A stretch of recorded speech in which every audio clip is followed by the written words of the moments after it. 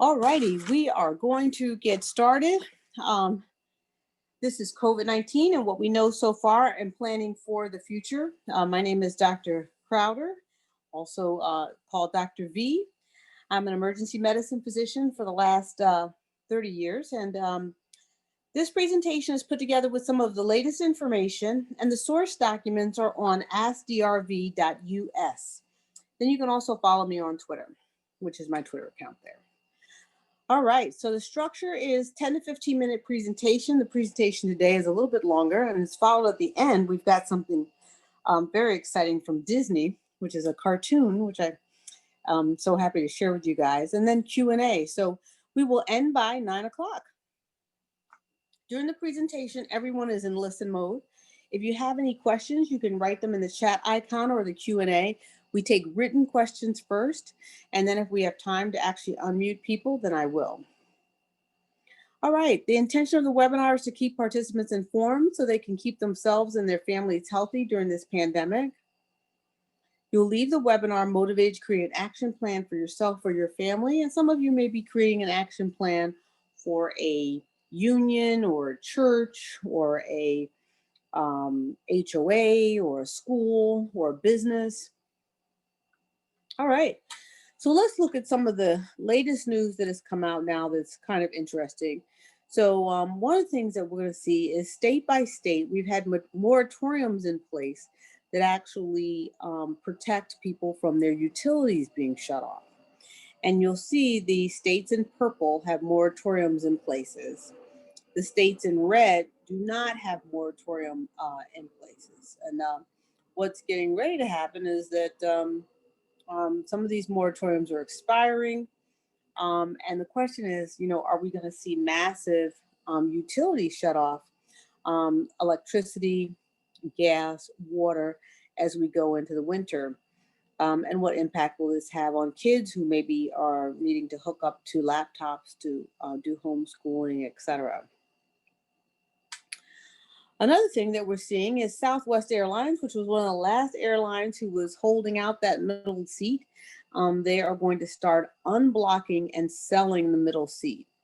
So as I said to most people, there are about 5 things that most people have done who've caught COVID in 2 weeks before they've caught COVID. One is traveling on an airplane, bus, or transit.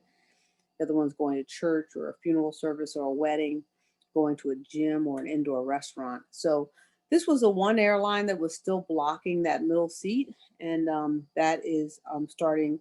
They're going to unblock the middle seat starting November 30th, which I think is going to be right around the time when things actually really start to get bad and we're in our third phase of things. Another interesting news, which was local news here for us, and we're looking at, how are you going to disseminate a vaccine and what happens with parents and children and, teenagers who might want it and their parents who may not want it. So I know here, the DC City Council is considering allowing kids to get the vaccine at 11 years old without their parents' consent. So basically, if the child wants the vaccine and they're 11 years or older, they're considering it. They haven't passed this. This is one of the pieces of legislation that we will be watching. All right, so as you guys know, respect COVID-19 is highly contagious. It only takes 45 seconds of exposure to actually become COVID positive and to get sick. And 60 to 80% of the people who actually get exposed to COVID-19 actually become positive. It transports as both a droplet and an airborne disease. So basically it is a larger molecule, but when it breaks up into smaller molecules, it's still infectious. And normally when a molecule breaks up, it loses its ability to infect and cause clinical disease.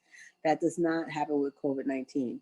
So that's what we thought at the beginning, which is why you saw the 3 feet distance and now it's 6 feet distance. Just to give people an idea of what this looks like, if this man had COVID and he coughed, the droplets would fall within 3 feet, and then the airborne particles would go much further. And it would then impact the people that were standing in this area or the folks that that may even come around 5 or 10 minutes later as well as anything that it lands on. If you think public chairs or benches, etc. So the diagnosis is made 3 ways: by PCR test, antigen test, or CAT scan findings. The PCR test is a nasal pharyngeal swab, which they stick very, very far up your nose. I had it actually last week because I was supposed to get a procedure, and they wanted to make sure I was COVID negative before. And they stuck it so far up my nose, tears almost came out of my eyes. And then there's a rapid test, which is just a swab. But the issue with the rapid test is about 20% of the time it tells you you do not have COVID when you actually do. Then we have people who are, the tests are negative, but we still really think that they have COVID. And then we can see the results by CAT scan, which you see here. Now, we talked about these 6 clusters. These 6 clusters are the different types of symptoms that you can get. And it's flu-like without a fever, flu-like with a fever, or you can also get vomiting and diarrhea. It'll almost make you think like you ate something bad, right? So those cluster 1, 2, and 3 are usually self-limited, and you can usually ride through those at home. Cluster 4, 5, and 6 are usually the symptoms where someone has to go into the hospital. So cluster 4 is flu-like with fatigue. 5 is flu-like with confusion. And 6 is a little bit of everything. You have the fatigue, you have the confusion, you have the respiratory symptoms, you have the abdominal symptoms, you have a little bit of everything. Let's talk about the treatment plan. The treatment plan for COVID is obviously a pulse ox to manage a person's oxygenation. And basically what you're looking for is when is their oxygenation level going low? Normally, someone will feel short of breath. With COVID-19, you don't feel short of breath. You actually feel pretty good. So that's why it's really important to measure it. Vitamin D and zinc. I tell people to take those supplements no matter what. Famotidine, which we'll talk about. Dexamethasone, which we'll talk about, which is a steroid. Remdesivir, which we actually had new news that came out today, an hour before this presentation. And Regeneron, which is the name of the medication, not the name of the medication, but the name of the company. So let's talk about this for just a second. Famotidine is Pepcid AC. That is actually in the drugstore. And basically what that does is it blocks histamine release. It's been shown to have a lower death rate and also a lower number of people who actually need to be ventilated. Dexamethasone is a steroid. It lowers the death rate for patients requiring oxygen or a ventilator. Remdesivir was originally developed to treat hepatitis C and a virus called RSV, which stands for respiratory syncytial virus. And it blocks the replication of the virus. Remdesivir today was announced that it is the first medication to get full FDA authorization. So remdesivir, as of today, got full FDA authorization. Now, that's great, but the unfortunate thing is remdesivir, it helps a little, it doesn't help a lot. So it seems to maybe get people off the ventilator like a day or two sooner, or get them out of the ICU a day or two sooner. But it's not like it's not like it's a treatment that really turns people around. Regeneron is the antibody cocktail, which is, you've heard a lot. It's the name of the medication. Regeneron is the name of the company. The medication doesn't have a name yet, but it is an antibody cocktail. One from people who have recovered from COVID, and one from a mouse that they've engineered to have a human immune system where they actually kind of grow the antibody. Both Regeneron and remdesivir actually came out of stem cell research on fetal tissue. And so this actually binds to the surface of the protein, and it helps block where the actual virus comes into the cell. Now, let's talk about some what happens in your body with COVID-19. Your white blood cell, because it's an infection, becomes high. Your lymphocyte becomes low. C-reactive protein, which is a sign of inflammation, gets high. Procalcitonin levels go high. And D-dimer, which is really important. This actually goes high. And what D-dimer is for, it's for clotting, right? So that's how come we're seeing a lot of people have strokes and have kidney problems. Some of them are having clots in their lungs. Some of them are requiring amputations in their legs. So this also causes a whole clotting cascade. Now, what do you need to do if you found out? One is you're going to purchase a pulse ox, which is right there to the right. That's an example of one. They're about $30. I would suggest that people have a pulse ox and a thermometer in your home.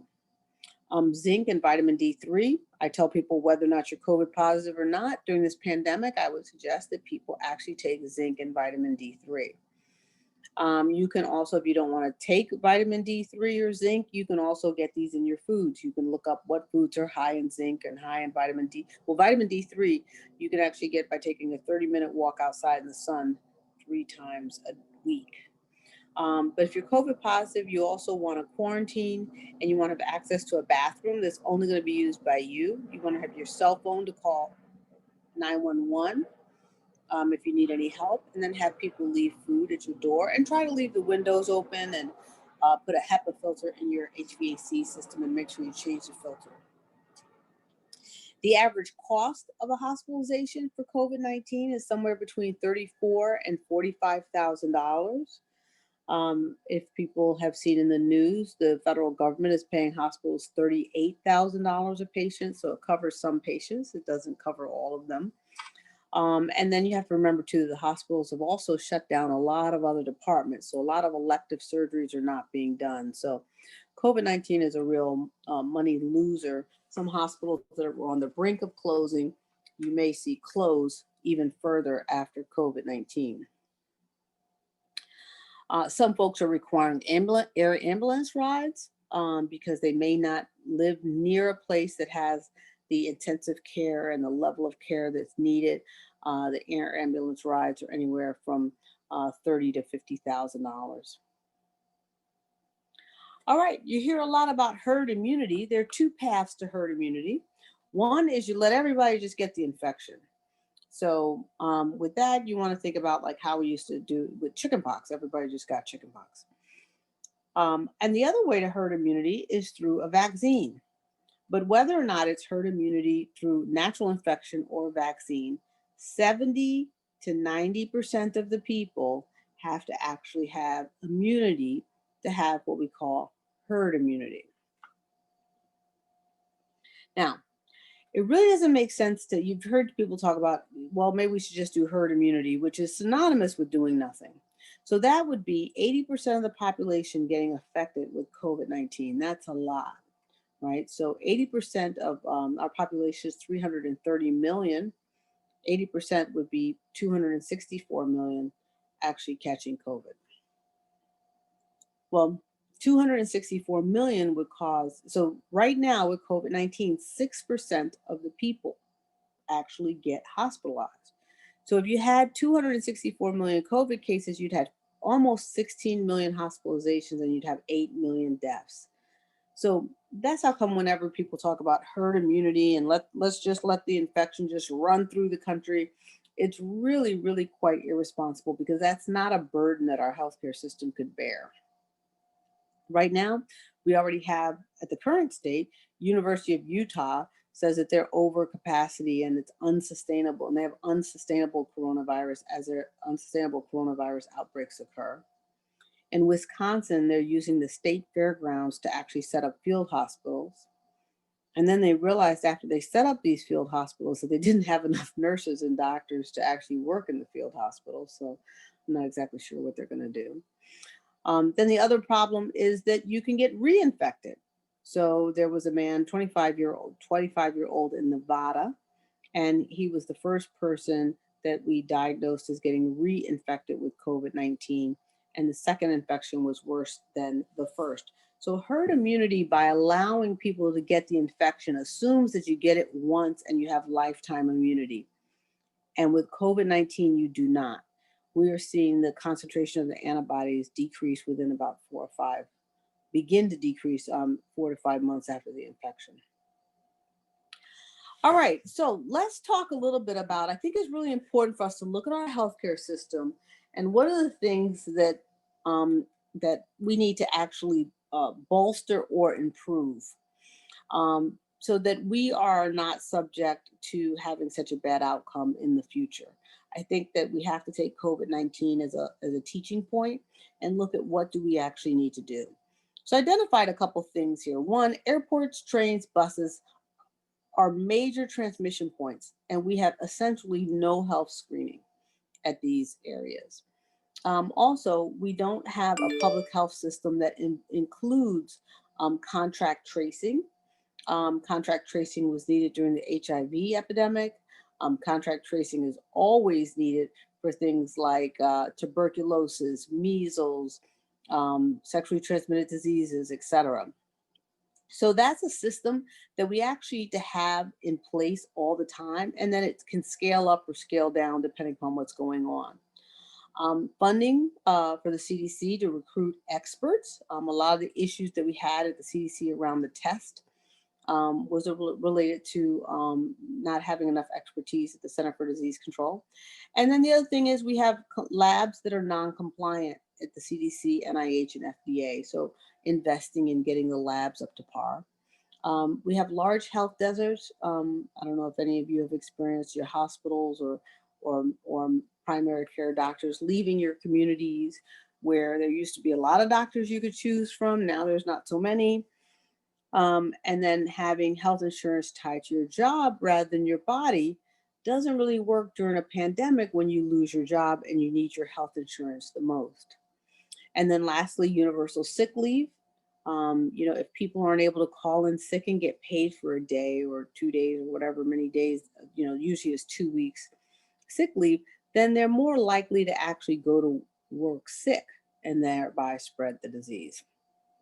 So I want to talk a little bit about the timeline of what happened for us, right? So late December was when we started hearing about this mysterious pneumonia coming out of Wuhan. On January 3rd, the Chinese official officially warned the CDC that there was an outbreak. CDC on the 7th started planning for testing. On the 8th, they issued a health advisory requesting that healthcare providers ask patients about travel to Wuhan. On the 12th, Chinese authorities submitted to the World Health Organization the genomic sequence data for the novel coronavirus, which was shared globally. So on January 12th, everyone in the world actually had the DNA sequence for COVID-19. January 15th, the first known person was infected, and he was in Seattle and had arrived from China. On January 17th, the director of the National Center for Immunization and Respiratory Disease said that they were talking about the fact that Japan and Thailand were already detecting cases. And she said, we have the ability to do that, but we're working on something more, a more specific diagnostic. This is where the CDC wound up getting in trouble. On the 20th, there was a report of references of the first positive case. On the 21st, the man who was known as the first infection on U.S. soil, the CDC's test kit was used to confirm that he actually had COVID-19. They began to assemble kits, test kits that they actually sent out to 26 public health labs. In the coming days, 2 of those labs observed what we call false positives. It means it tells you that somebody's positive when they're really not. On the 22nd, that was when the press first asked about it, and our president said it's going to be just fine. On the 24th, the CDC began to actually share the details about the US test publicly. On the 27th, we got a travel warning to really avoid all non-essential travel to China. On the 28th, they said, oh, it's historic. Within 1 week, the CDC has invented a rapid diagnostic test. On February 4th, the CDC received their first emergency authorization from the FDA to actually use this test widely, and they shipped out 200 tests. They informed all the clinical labs of the new test. Somewhere between the 6th and the 9th, the Center for Disease Control sent out 90 test kits so they could run it on 90 patients. Meanwhile, the World Health Organization shipped out 250,000 tests, and they actually shipped us 1 million tests, but we sent them back. Then on the 8th is when all of the labs around the country began sharing with the CDC that the tests were not working correctly. By February 10th, we confirmed the 13th case of COVID. On February 13th, the Secretary of HHS said that we do think we have a broader spread than what has been detected. However, the tests do not work. By February 14th, we had 15 confirmed cases. By the 15th, the lab alert shows there's issues with the CDC's instructions. And on the 18th of February, the CDC warns clinical labs across the country against setting up their own tests. So by this time, the labs were saying, okay, the CDC test doesn't work. Let's just set up our own test. And the CDC was like, no, don't do that. On February 23rd, the head of the FDA concluded that the problems that were associated with the CDC's in-house manufacturing, and he advises the CDC to assign any additional manufacturing of the kits to an outside contractor. On the 24th, we are now many weeks into the response with still no diagnostic or surveillance test available outside of the CDC for the majority of our member labs. On the 27th, the CDC director said, we believe the immediate risk of this new virus to the American public is low. Privately, the FDA director said that if the scrutiny of the lab, the CDC lab, was the same as what's actually run in the public, that he would actually shut it down. Then as you look on February 28th, Congress asked for, all of the clinical scientists began writing to Congress asking for permission to create their own test. On February 29th, the CDC announces the first US death from coronavirus. It was a man in his 50s in Washington state. So February 29th, we had our first death. By that time, we had only tested about 4,000 people. On March 1st, New York announces its first case of coronavirus and is someone in the late 30s. March 6th, the president tours a facility and says that the CDC tests are nearly perfect and that anyone who wants a test will get a test. March 12th, Fauci says the system does not really gear to do what we needed to do right now. Yes, it's a failure. Let's admit it. March 13th, a national emergency was declared. March 27th, they give the green light for a point of care COVID test that can provide results in less than 15 minutes using the same technology that we use for the flu. On April 5th, lack of widespread testing in early weeks in the outbreak means the US death toll is underestimated. CDC only counts where there was the presence of coronavirus confirmed by a lab test, but we didn't have the lab test. So a lot of people died and we just didn't do the test on them. So I think that takes us all the way to where we are essentially now. Alrighty, so now looking back on it, we're seeing that the earliest US cases may have dated back to December. And what they're doing is they're looking at billing data, and they're seeing, based upon billing data, that we're now seeing increased asthma and respiratory disease that occurred as early as December. So testing is critical. It's estimated that the numbers that you see now that died, that there probably was 75,000 more people that died in the spring and summer of COVID-19.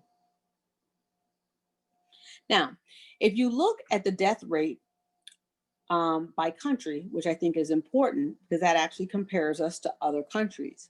The last column, which is death per 100,000 population, actually compares us to other countries and normalizes for population. So you can kind of see that we're kind of in the same category like US, Brazil, United Kingdom, Mexico, Peru, like those are the countries that haven't done well, Belgium.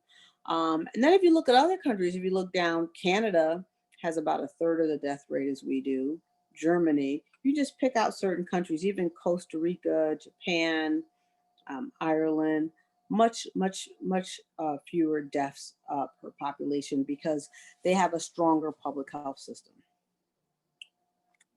Now, these are all the countries that have actually done better than us. And so I just put them out here so that people could actually see all of the countries that have done better than us in deaths from COVID-19. It's a lot. Now, the other thing that we look at is how many tests did you do per one confirmed test? So if you had one confirmed test, how many tests did you do that came out negative? And that shows that you're screening a lot, right? Which is important, right? You want to actually have a lot of negatives. So if you look, Vietnam, New Zealand, Australia really did the best. And when you look at their numbers, they've had much less spread and they've had a lot fewer deaths. Taiwan, South Korea, Singapore. So the more tests you do, it's really, really important to do a lot of testing. All right, let's talk about planning your vote. Number one thing to do now is to get a flu shot. That's because a flu shot takes 2 weeks to become effective. So you want to get your flu shot now. And if you're over 65, you want to get a high concentration flu shot. Number two thing to do is to buy those N95, KN95, and N99 masks. I actually we finally got a really good research article that came in. I know a lot of people have asking me about the effectiveness of the cotton fabric mask. So the cotton masks that are like 3-ply are 30 to 40% effective. That means they block out 30 to 40% of the particulate matter. The N95 mask and the KN95 mask without being fit tested, which most people have not been fit tested, block up to 90%. So these masks are twice as effective as the cotton mask. You can get them on eBay and Amazon. I just looked up today. I can get a pack of 10 for about $25. So it is really, really worth your money to actually get a pack of 10. You want to get the ones that are 5 layers. And I would use one a day, and you can use them more than once. Some of them will tell you on the packaging that they can be used 3 times or 4 times or 5 times. So it's really, really worth getting an N95 or KN95 mask. Make sure to get the one without the valve. You want the no valve mask. The valve mask is used for construction so that people are not breathing in fumes but are breathing out. Net gaiters increase the risk of transmission, so you want to actually stay away from the net gaiters. Number 3 thing to do, when you're voting, bring your own chair, water, snacks, hand sanitizers, and wipes. If you are concerned about transmission, you want to go early. You want to be one of the first ones in there in the morning, not late at night when the machine has been used by a lot of people, right? You can spray down or wipe down the surfaces, or you can just use hand sanitizers after touching the buttons. I recommend that as opposed to gloves, because gloves you're more likely to contaminate yourself. And bring your chair and some water and some snacks, because there seems to be a lot of lines all over the place and you want to be comfortable. Best strategies for voting. If your Secretary of State has a voter drop box, that's the best way to vote, right? Then you don't really have to worry about that. Absentee ballot, if that's allowed in your state for whatever, what they all of them have different reasons and different criteria. And if you fit those criteria, that's also good. Early voting, going first thing in the morning. If you're going to vote November 3rd or any time in person, please get the N95, KN95 mask rather than the cotton mask. All righty.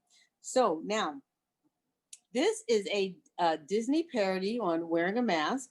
It was put together by Disney. This is a really special treat that I have for you guys. They did use a little, every once in a while, to make things rhyme. They used not the best language, so there's a few curse words. So if you have some problem with that, you can turn the volume down. But it's not bad at all. But it is a Disney production. So let me actually pull this up for everybody. Writing's not that easy. But Grammarly See can if we help. can get past that. This sentence is grammatically correct, but it's wordy. Wear a mask, wear a mask. Is this really much to ask? Tie some fabric round your face. Oh, it's the simplest of tasks. At the gym, at the store, don't treat it like such a chore. No, these mandates aren't malicious. All your theories are fictitious. Stop the lies, stop the fights. No one's taking away your rights. All this speculation makes me need a flask. Come on and read some data. All you masturbators, wear a mask, wear a mask, wear a mask. It's a mask, it's a mask. Heaven's sakes, it's just a mask. Such a shame that asking folks to follow rules gets you harassed. You can shout, you can glare, but listen, Karen, I don't care. Never seen folks so dramatic over a f***ing piece of fabric. Hard to breathe, feels too hot. Quit your bitching, there's a thought. Suck it up, and don't you give me any sass. We've got a lot to do, and it's not just the flu. So wear a mask. Wear a mask. Wear a mask. Wear a mask. Wear a mask. Wear a mask. Get your head out of your ass. Try to think of someone other than yourself is all we ask. While you sit watching Fox, ignoring science and the docs. Wow, your ignorance is showing as the death toll keeps on growing. Case by case, test by test. Don't forget, you're not oppressed till we put this damn pandemic in the past. Try not to be so grouchy, have some faith in Fauci. Wear a mask, wear a mask, wash your hands and wear a mask.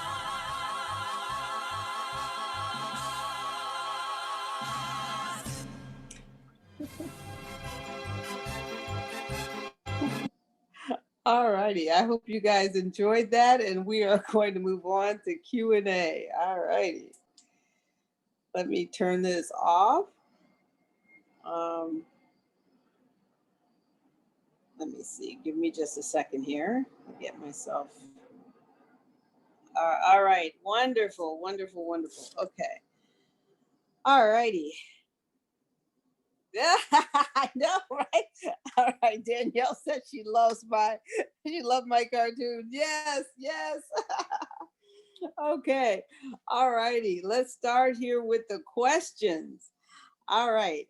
All right. Good evening. I wasn't sure if you had the opportunity to listen to Tammy Clark and Christian Megan, former OSHA employees.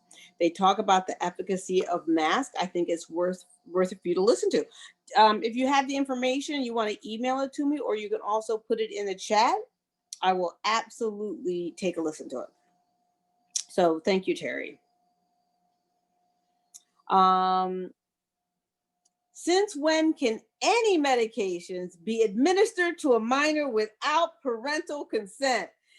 Yeah, I know. I think that what you're seeing is, and what's happening is, some of the children have very different opinions than their parents. You sort of saw that breakdown with Claudia Conway and Kellyanne Conway. Yeah, I brought it up because it is very controversial. I'm not exactly, I didn't even look at the legislation enough to know how I personally feel about it. I think 11 years old is pretty young. I think that if my, if the age was raised, 14, 15, 16 years old, you should be able to, make a little bit more decisions about what you want. But yes, I agree. Okay, so why not gloves? Okay, this is very good. Okay, so imagine that I have gloves on my hand, right? What happens is people start to use gloves and then they forget they have the gloves on, and then they start touching their faces with the gloves on. And the gloves are the things that are contaminated. So what I tell people to do instead is to actually do hand sanitizer and hand sanitizer and hand sanitizer as opposed to the gloves. Because if you're not used to professionally wearing gloves, or then you you often forget that you have that they are contaminated. Next thing you know, you touch your face. So it increases the likelihood of self-contamination. In medicine, when we wear gloves, we take them off, we put on new ones, we take them off, we're constantly taking off our gloves so that we don't keep them on for a very long period of time because we're concerned about self-contamination as well. So it kind of concerns me when I see people in line voting and they've had these gloves on for half the day, you know what I mean? So it's just very difficult to not self-contaminate. So what are the costs of the different masks? Okay, very good. So the N95 and the KN95 mask are roughly about $2 a mask. I think I bought a pack here of 2 for like $5.99 or so. So they're $2 to $3 a mask, right? And the best ones are 5 layers. The surgical masks, which are not the N95 mask, and the cotton mask. I mean, I've seen the cotton mask. There was a woman who she wanted $12 for the cotton mask. So sometimes they can be more. I think people think they can wash them and use them over and over again. You really would be better. Ideally, I would have an N95 mask. And if you want to put a cotton mask or something like that over it, you could, so that you could use the N95 or the KN95 mask more. Then there are the masks that are like made out of silicone, that are hard, plastic masks. And those I've seen that it ranged from anywhere from $30 to about $80. So your best bet by far is to get the KN95 mask on Amazon and eBay. And actually, let me do this. Because this was such a good question, I'm gonna put this screen share back on for just a second, because I want to actually show what I'm talking about on Amazon and eBay. Okay, hold on just a second. So all I do on Amazon is put in KN95 mask, right? And so then all these options actually pop up, right? So here's in the middle here, here's a pack of 20 for $30. And see this one here, it says 5 layer in the middle, it says 5 layer. Now I don't know how many is in that. That's 13. It doesn't say how many. There's $13. It doesn't say how many are in there. This here is a 5-pack for $15. Amazon Prime. It can be here by Saturday. So that's basically $3 a mask. Now over here to the right where it says bestseller, Save Reek face mask, these are the ones that don't quite work as well. It's a pack of 50 for $10. So they are cheaper. They're about 50 cents, I guess, about 50. They're about $10, yeah, 50 cents or so. But those actually do not work as well. So this just shows a couple of options. So there's, as you go through here, you see there's a lot of options here for, here's 20 masks for $34.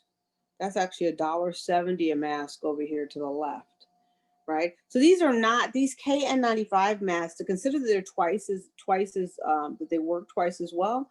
They're really, I think they're really worth it. It's just a matter that you do have to actually go in and you do have to go in and order them, right?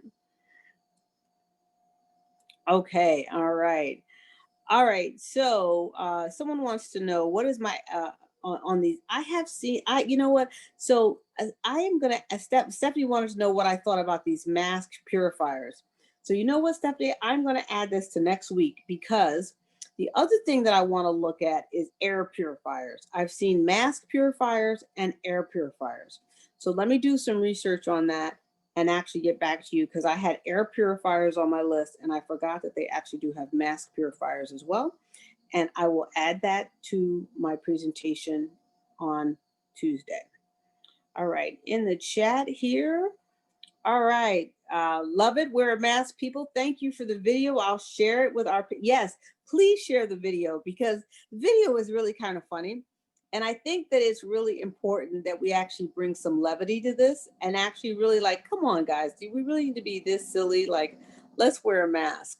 All right. I find it to be the opposite with the gloves. I just bring several pairs. Too many people forget and cross contaminate anyway. Yes. So if you're very diligent about it and you type on something or you hit something and then you're very good about taking your gloves off, then then go ahead and wear the gloves. But I don't necessarily. A lot of people. Um, oh, okay, couple things. Mitch, I sent you an email about a rapid test update. So it was from the FDA. I am unclear. It looks like you don't need a lab for the rapid test, but I'm not sure if it can be done at home or if it has to be done in a doctor's office. But I sent it to you so you can take a look at it, and it has a name of the product in it. So I actually sent you the information, and let's research that over the weekend so that we can add that to next week because that's actually really, really important. I sent it about an hour ago, an hour and a half ago. I'll resend it. All right.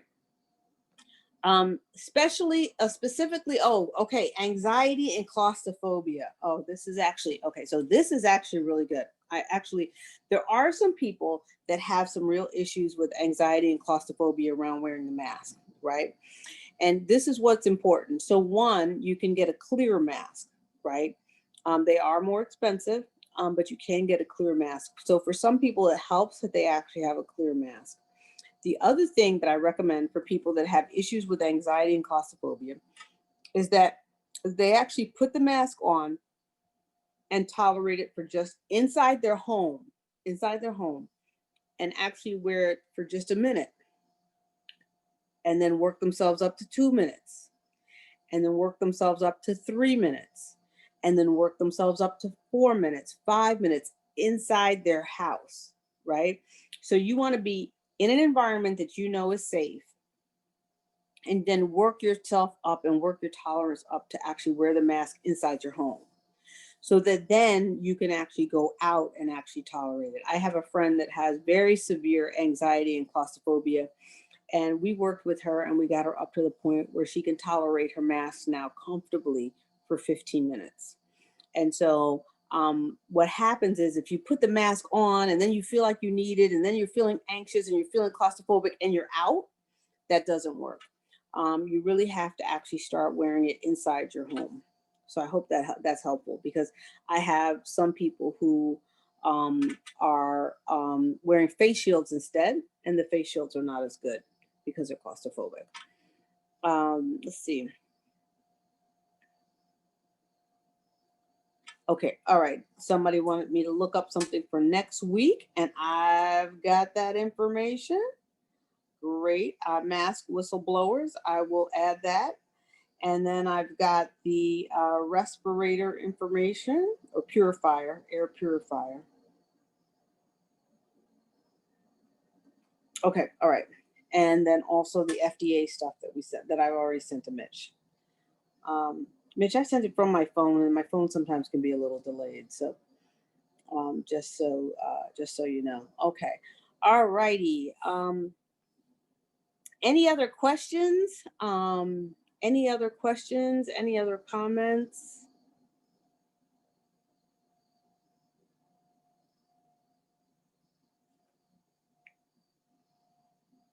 Go ahead and put them in the chat. Up, there we go. Okay. That is helpful. Thank you. The purifier is an idea for claustrophobic family members with the upcoming flight for over 4 hours. Yes. Yes. And if you have an upcoming flight, particularly if it is, if there's any way, like I said, I think it was November 30th. It's November 30th that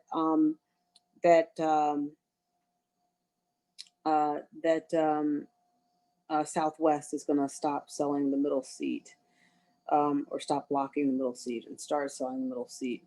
So, okay, the flight is on 11/14, so they may be able to. I think it's November 30th. So one way one way you may be able to do it if you go with Southwest. But yeah, there is a way where you can call the airline and also ask them how many seats are sold, particularly if particularly if you think that if there's a concern and the person is elderly or has a lot of comorbidities. All right. Next question. Do I think that the FDA chief will be fired? I don't know exactly. I think that I think all of the health personnel associated with this administration have been stifled and not able to fully do their job. And then what happens sometimes after that is there's some blaming, you know, well, I didn't listen to you, but it didn't turn out good. So now I'm going to fire you because I didn't listen to you, that sort of thing. I don't know though if the FDA chief is actually going to be fired. I'm not sure if there's any tolerance right now between now and the election to really fire anybody. I think that we need, a strategy where we have an administration that's actually really going to invest in this, because one thing about COVID-19, you must invest in the things that need to be done. There's no getting around it, right? There's no getting around it with COVID-19.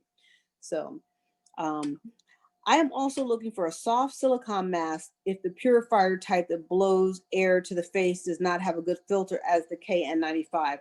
Oh, yes. Then I'm going to put that one in did you look at I'm going to send this out to everybody. It is the Spirion half respirator mask. And I think I got that off of eBay, right? And if you put in Spirion half respirator mask, that should actually be that's a silicone soft mask. It has two vents in it. It doesn't have an active filtration system, but it is an N100 mask. It's really, really good. And so that's actually what I use in the emergency department when I actually have to see any COVID patients. And I said if I had to fly, I would use that mask as well if I had to fly. So, but there is also a mask called a leaf, LEAF, like trees on a leaf, but they are on back order. I'm waiting to get one and to test it out. All right, there is a video that's with a Chinese solution to COVID, drinking excess amount of hot water as well as breathing and inhaling hot water steam. What are your thoughts and insights on such? So interesting that you should actually bring this up.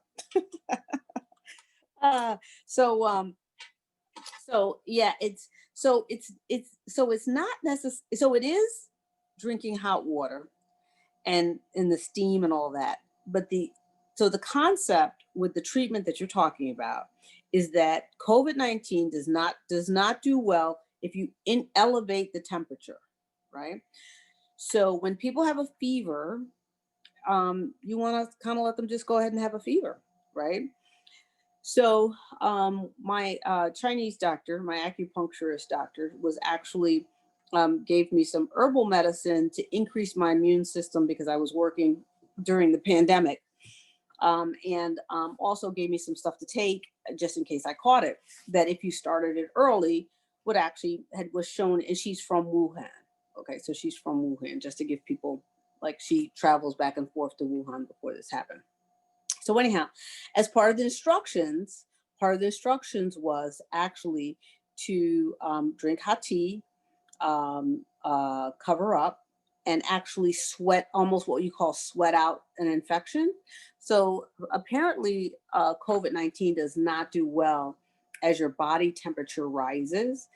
And so we have an instinct here in the United States to take something to bring our temperature down that can actually make COVID-19 worse.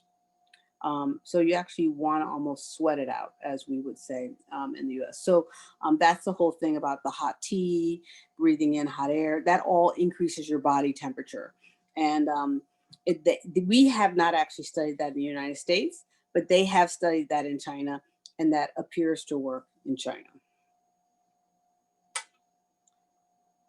Yes. Okay. Yes. So the Spirion and the leaf. Okay. So yes, Stephanie's gonna. Yes. So I have not gotten the leaf. Somebody's asking me about the Spirion mask versus the leaf mask. I would prefer the leaf mask. It just hasn't come in yet. But yeah, the Spirion and the leaf are two different masks. Some places will not. The Spirion mask does have the vents on the side, and some places will not let you board up. Will not let you come someplace with vents on the side of your mask. So awesome. Great questions today. You guys are really, really thinking about how to actually handle things that you have that are upcoming. One of the articles that I did not add to this presentation, but I am going to add is that, the next, 3 to 6 weeks is really when we're going to see things really move pretty quickly. And the goal right now is for for us as a community, and not just the people that are on this call, but also for your family and your friends and the other people that you know. How do you keep your community safe, right? And so, because the next 3 to 6 weeks is when we're going to really see things really kick out. So, I really recommend to people to really start thinking about doing exactly what all of you all are doing. And I acknowledge you for doing it, which is thinking about the scenarios that you're going to be in and what are the things that I actually need to actually navigate those things quickly. Actually, Stephanie, as a contract tracer, we are seeing a steady increase in cases for the past 3 weeks. Yes, I'm telling people. And what happens, and let me just say this, what happens is cases can rise, and then you get to a point where so many people have the disease that it goes like boom, and it accelerates really fast, right? So we are going to see like that rapid acceleration, which is not good. We're going to see that in the next 3 to 6 weeks. So we want to actually keep this community safe. We want you and your family and friends to be safe. Please feel free, if you actually just type in wear a mask in Disney on YouTube, the video comes up. The video is also on my website. I put the video on my website. So, if you have somebody who's kind of difficult, you might want to send it to them. Just, hey, wear this, watch this and see what they say. And you can always invite them to this presentation on a Tuesday and Thursday at 8 o'clock. I want to thank all of you guys for coming today. And I will see you on Tuesday. And feel free to invite anybody that you'd like to join us so that we can get the word out to everybody, because this is going to be a bad winter and we need to keep as many people safe as possible. Thank you, and thank you for joining.